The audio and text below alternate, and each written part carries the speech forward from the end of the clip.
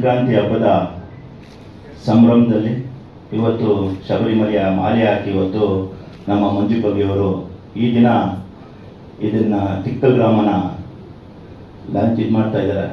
ಭಾಳ ಒಂದು ಅರ್ಥರೂಪವಾಗಿದೆ ಅಂತೇಳಿ ನಾನಾದರೂ ಭಾವಿಸ್ತೇನೆ. ಏನು ಅಯ್ಯಪ್ಪ ಶಬರಿಮಲೆ ಇಲ್ಲಿಂದ ಹೋಗಿ ಶಬರಿಮಲೆ ದರ್ಶನ ಮಾಡಿ ಇವತ್ತು ಮಕರ ಜ್ಯೋತಿ ಪ್ರಾರಂಭ, ಮಕರ ಜ್ಯೋತಿ ದಿನ ಇವತ್ತು ಇದನ್ನು ಲಾಂಚ್ ಮಾಡ್ತಾರೆ ನೋಡಿದ್ರೆ ಇದು ಈ ಸಿನಿಮಾ ಎಲ್ಲೋ ದೊಡ್ಡ ಮಟ್ಟಕ್ಕೆ ಹೋಗುತ್ತೆ ಅಂತೇಳಿ ನಾನು ಭಾವಿಸ್ತೇನೆ. ಇವತ್ತೊಂದು ಶಕ್ತಿ ಇದೆ, ಆದರೆ ಅದು ಇದನ್ನು ನೋಡ್ಬೇಕಂದ್ರೆ ಅದರಲ್ಲಿ ಒಂದು ಶಕ್ತಿ ಇದೆ ಅಂತೇಳಿ ನನಗೆ ಅನಿಸ್ತಾ ಇತ್ತು.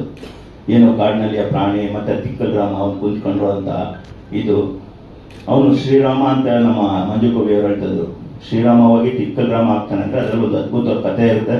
ಕಥೆ ನಿರ್ಮಾಣ ಮತ್ತು ಕಥೆ ಬರೆದಂಥದ್ದು ಕೂಡ ಈ ಸಂದರ್ಭದಲ್ಲಿ ಧನ್ಯವಾದ ಹೇಳ್ತಾನೆ.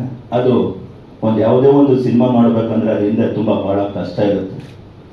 ಏನು ಸಿನಿಮಾ ಅನ್ನೋದು ಒಂದು ಸಾಗರ ಇದ್ದಂಗೆ. ಅದನ್ನು ಈಜಿ ದಡ ಸೇರಿದ್ಮೇಲೆ